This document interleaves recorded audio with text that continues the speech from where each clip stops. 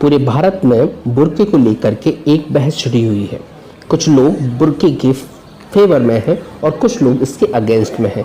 इन दोनों के अपने अलग अलग तर्क हो सकते हैं, लेकिन हम में से बहुत से लोग बुर्का, हिजाब और नकाब को एक ही समझते हैं। आइए आज के इस वीडियो में जानने की कोशिश करते हैं कि बुर्का किसे कहते हैं, नकाब किसे कहते हैं और हिजाब किसे कहते हैं। क्या वाकई में कुरान में हिजाब का जिक्र है? बने रहिए अंत तक और जानने की कोशिश कीजिए। Bharat, Pakistan, Iran, Iraq, America, England समेत पूरी दुनिया में बहुत सी मुस्लिम महिलाएं सिर से पांव तक एक बड़ा सा कपड़ा ओढ़ती हैं जिसे हिजाब कहा जाता है। लेकिन क्या है हिजाब का असली मतलब? दुनिया की बहुत सी संस्कृतियों में औरतों को अपने सिर और बालों को ढककर रखने की बात कही जाती है। इस्लाम में औरतों को अपने पिता और पति के अलावा अन्य सभी आदमियों के सामने खुद को ढक कर रखने की बात कही जाती है। ऐसे में औरतें खुद को ढकने के लिए एक खास किस्म का परिधान इस्तेमाल करती हैं।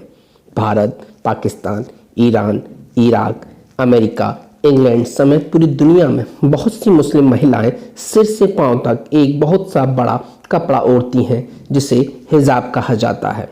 हिजाब को लेकर पूरी दुनिया में बहुत सी धारणाएं हैं। जहां एक तरफ सऊदी अरब, ईरान, इराक में कई जगहों पर बिना अपने बाल ढके घर से बाहर निकली महिलाओं पर आदमी फप्तियां कसते हैं और औरतों को जान से मारने की धमकी भी देते हैं। वहीं यूरोप के बहुत से देशों में इसे पहनने पर बैन लगा हुआ है। डेनमार्क के प्रधानमंत्री के अनुसार उनके देश में कोई भी महिला अपना पूरा चेहरा ढककर पब्लिक में नहीं घूम सकती। जहां एक तरफ धार्मिक और सामाजिक स्तर पर मुस्लिम महिलाओं के हिजाब को लेकर अवधारणा है, वहीं इसके प्रकार भी गैर मुसलमानों को कंफ्यूज कर देते हैं, जैसे हिजाब, बुर्का, नकाब, अबाया, अल अमीरा, इतने प्रकार। लेकिन उनका काम एक ही, औरत का शरीर और बालों को ढकना, ताकि उसे देखकर किसी आदमी का ईमान ना भटक जाए। बातचीत के दौरान इन पोशाकों को हम एक दूसरे की जगह प्रयोग कर लेते हैं, लेकिन इन सब भी में कुछ मूलभूत अंतर है। बनी रहिए वीडियो के साथ और जानते हैं कि हिजाब, बुर्का, नकाब, अबाया और अल अमीरा में क्या अंतर है। सबसे पहले बात करेंगे हम हिजाब की। तो दोस्तों, मॉडर्न इस्लाम में हिजाब का अर्थ पर्दा और कुरान में हिजाब का ताल्लुक कपड़े के लिए नहीं बल्कि एक पर्दे के रूप में किया गया है जो औरतों और आदमियों के बीच हो। कुरान में मुसलमान आदमियों और औरतों दोनों को ही सालीन कपड़े पहनने की हिदायत दी गई है।